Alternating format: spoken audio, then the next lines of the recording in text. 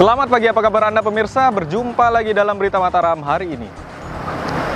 Sejumlah berita penting dan menarik lainnya telah kami siapkan untuk Anda. Di antaranya, menyikapi belum normalnya aktivitas pembelajaran tatap muka di sekolah, pemerintah daerah Kabupaten Lombok Tengah saat ini tengah merancang skema pembelajaran tahapan normal baru untuk aktivitas belajar para siswa.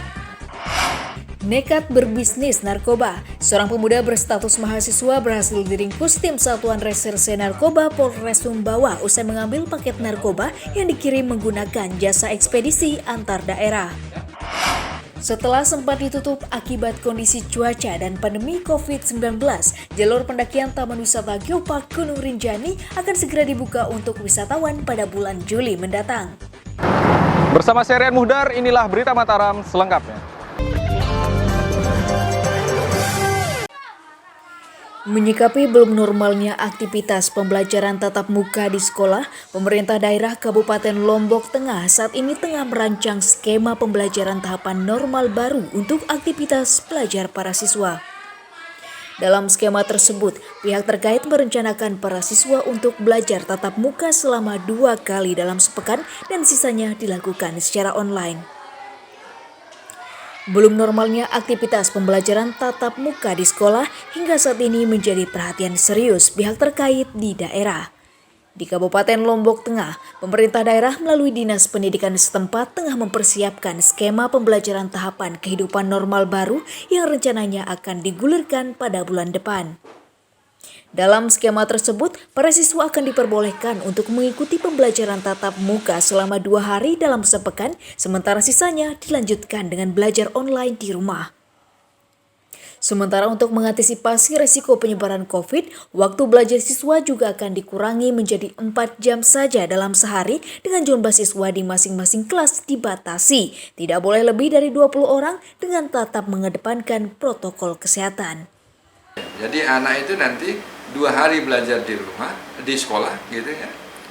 Nanti sisanya belajar di rumah gitu. Supaya dia tidak berdesakan. Jadi satu kelas itu akan berisi maksimal 20. Oh, berarti 50-50 ya? Iya, jadi melalui 24 ya, 24. Ya, sedang kita desain. 24 artinya 2 hari masuk, 4 hari belajar di rumah. Skema pembelajaran masa normal baru tersebut saat ini masih terus dikoordinasikan dengan tim gugus tugas COVID Kabupaten Lombok Tengah menyusul adanya skema belajar normal baru seiring penerapan Kementerian Pendidikan dan Kebudayaan yang menyatakan tahun ajaran baru akan dimulai pada 13 Juli 2020 mendatang. Dari Kabupaten Lombok Tengah, Lukmanul Hakim, Tim Liputan melaporkan. Biaya perawatan seorang pasien COVID-19 yang dirujuk dan mendapat perawatan medis selama 14 hari di rumah sakit rujukan mencapai angka ratusan juta rupiah. Tingginya biaya perawatan tersebut saat ini menjadi salah satu persoalan yang dikhawatirkan akan membebani anggaran pemerintah jika kasus COVID tidak menunjukkan angka penurunan. Tingginya biaya perawatan pasien COVID disampaikan pihak Rumah Sakit Umum Daerah Tripat Lombok Barat yang menjadi salah satu rumah sakit rujukan pasien COVID di daerah. Berdasarkan estimasi, untuk seorang pasien rujukan dengan gejala COVID, besar biaya perawatan per harinya mencapai 7,5 juta rupiah per hari dengan estimasi perawatan mencapai 14 hari dan mencapai angka 105 juta rupiah. Tak jauh berbeda dengan pasien dengan penanganan ekstra selama 14 hari. Bagi pasien dalam pengawasan atau PDP, estimasi pembiayaan diperkirakan akan mencapai 70 hingga 80% dari total biaya seorang pasien COVID. Tingginya biaya perawatan tersebut belakangan mulai menjadi salah satu persoalan yang dikhawatirkan akan membebani anggaran pemerintah pusat jika kasus COVID tidak bisa dikendalikan. Kalau peruntukan dan rincian itu memang dari pusat tidak ada rinciannya. Ini dianggap satu paket. Sama seperti klaim ke BPJS juga. Jadi satu kasus itu dianggap satu paket. Jadi misalnya kayak malaria, dia paketan. Paketan. Jadi kalau malaria itu misalnya biayanya 1 juta. Ya, jadi tergantung kita nanti mengeluarkan pembiayaan itu apa-apa saja. Artinya kalau kita terlalu boros ya tentu rugi. Hingga awal pekan ini, jumlah total pasien COVID di Kabupaten Lombok Barat mencapai 186 orang, 121 terkonfirmasi sembuh, sementara 56 orang masih dirawat dan 9 orang meninggal dunia. Dari Kabupaten Lombok Barat, Hairul Amri, Tim Liputan melaporkan. Dewan Perwakilan Rakyat Kabupaten Lombok Barat menyoroti mahalnya biaya klaim perawatan pasien COVID yang ditanggung pemerintah pusat. Selain mendorong dilakukannya transparansi anggaran, pihak legislator juga meminta pelayanan terhadap pasien umum juga tetap menjadi prioritas agar tidak menimbulkan polemik di tengah masyarakat. Mahalnya biaya perawatan pasien COVID-19 yang menjadi beban pemerintah saat ini menjadi atensi pihak legislatif di daerah. Di Kabupaten Lombok Barat, anggota legislator menyuarakan perlunya efisiensi anggaran berikut langkah transparansi biaya klaim pasien oleh pihak rumah sakit secara profesional. Hal tersebut harus dilakukan untuk meminimalisir kemungkinan permainan anggaran yang bisa dilakukan oknum dengan memanfaatkan masa pandemi saat ini untuk kepentingan pribadi. Tidak hanya itu, pihak legislator juga meminta agar perlakuan pelayanan kepada pasien umum juga tetap menjadi salah satu prioritas agar tidak menimbulkan polemik di tengah masyarakat tentang pelayanan rumah sakit. Yang pertama yang kaitannya dengan anggaran lah itu. Anggarannya seperti apa? Berapa sih anggarannya? Karena anggaran COVID ini kan menurut saya sangat besar setelah saya dapat presentasi. Bayangkan hampir ratusan juta, yang positif itu ratusan juta. Kalau 10 pasien aja kan miliaran. Makanya yang perlu disikapi itu adalah penanganan awal dulu di tingkat puskesmas. Kalau sudah bisa dari puskesmas ya dipulangkan. Kadang-kadang ini periksa sedikit, yuk ke rumah sakit, periksa sedikit, yuk ke rumah sakit. Makanya pentingnya koordinasi lah gitu. Sementara untuk menekan tingginya biaya perawatan yang harus ditanggung, pihak legislator mendesak pemerintah daerah harus memaksimalkan optimalisasi gerakan pencegahan paparan COVID melalui tim gugus tugas agar terukur dan bisa dikendalikan. Dari Kabupaten Lombok Barat, Hairul Amri, Tim Liputan melaporkan. Meski di tengah pandemi COVID, aktivitas pembangunan perluasan Terminal Bandara Internasional Zainuddin Abdul Majid Praya, Kabupaten Lombok Tengah terus dilanjutkan.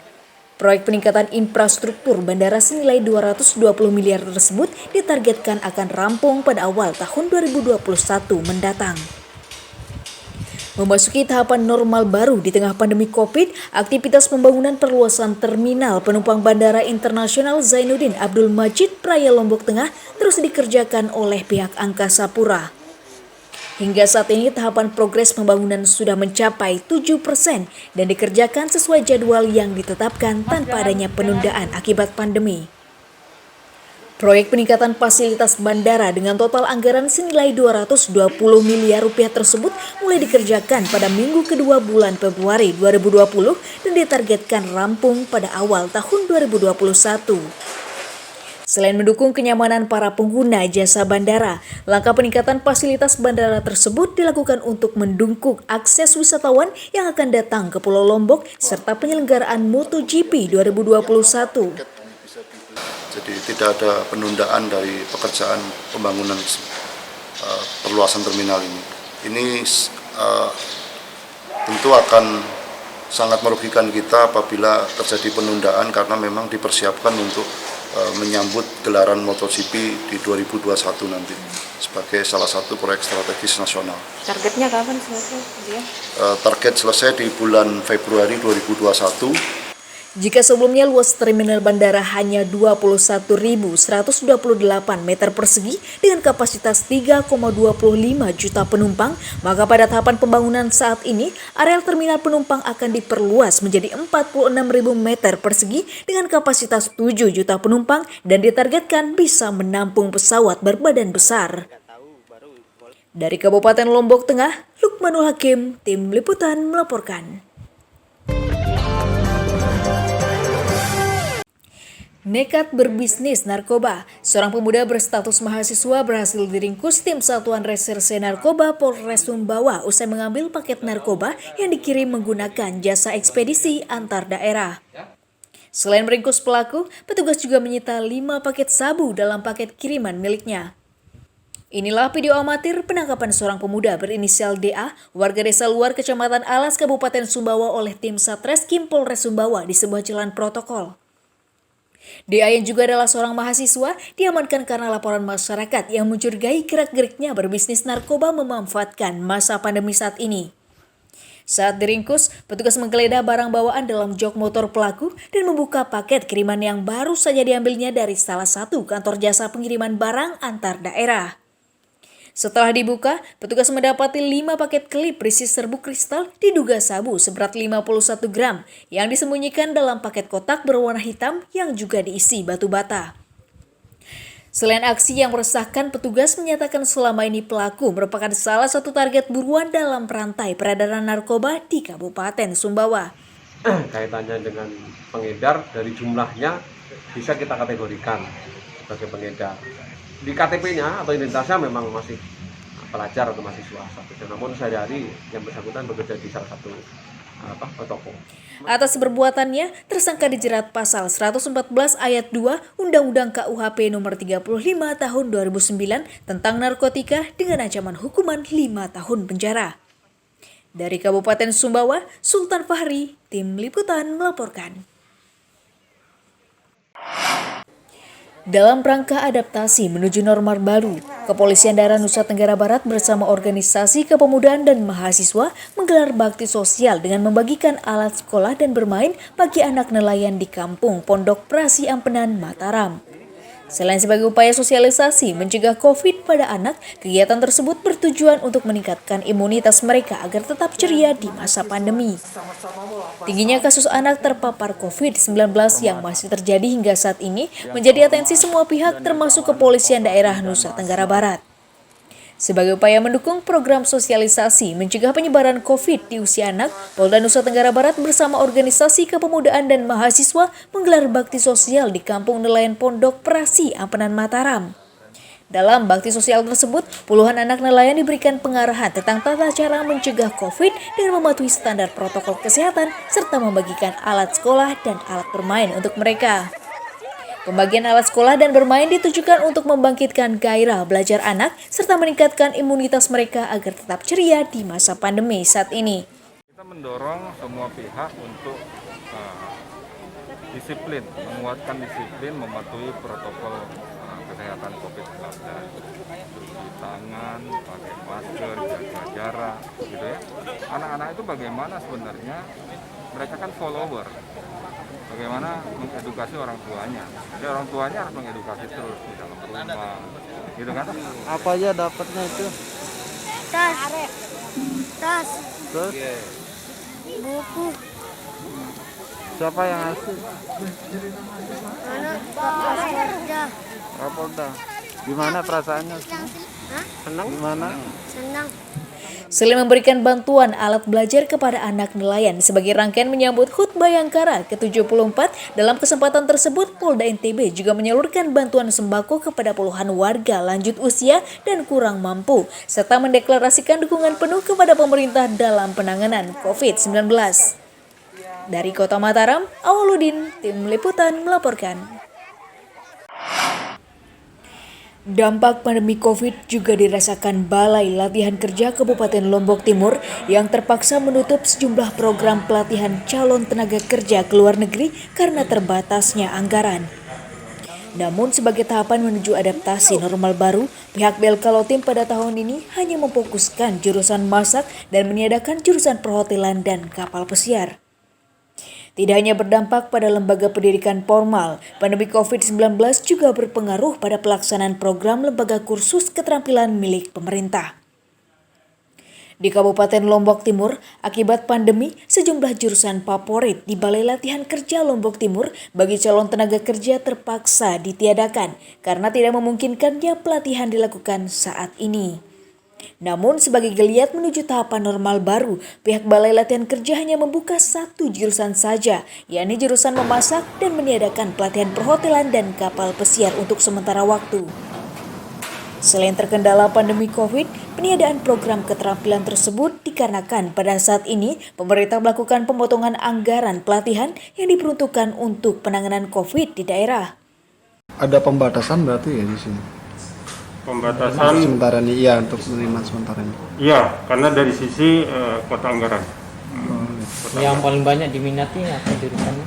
Kebetulan kami kan memasak ini untuk tanggap COVID ini, jadi perhatiannya hanya untuk memasak. Selama COVID ini berarti khusus untuk masak saja? Iya betul, untuk masak aja. Berapa sekarang yang sudah ini? Siswa yang masuk? Yang masak? Satu angkatan kita itu 64 orang. Oh, 6.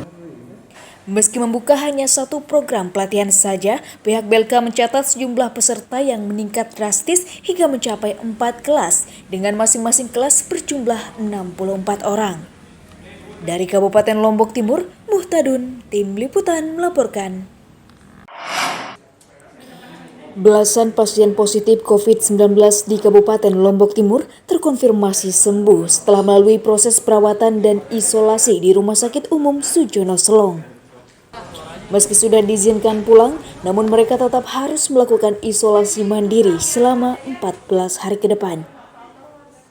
Sebanyak 12 pasien positif COVID-19 di Kabupaten Lombok Timur terkonfirmasi sembuh setelah menjalani rangkaian perawatan selama 2 pekan dan melalui uji swab sebanyak 2 kali di Rumah Sakit Umum Sujono Selong.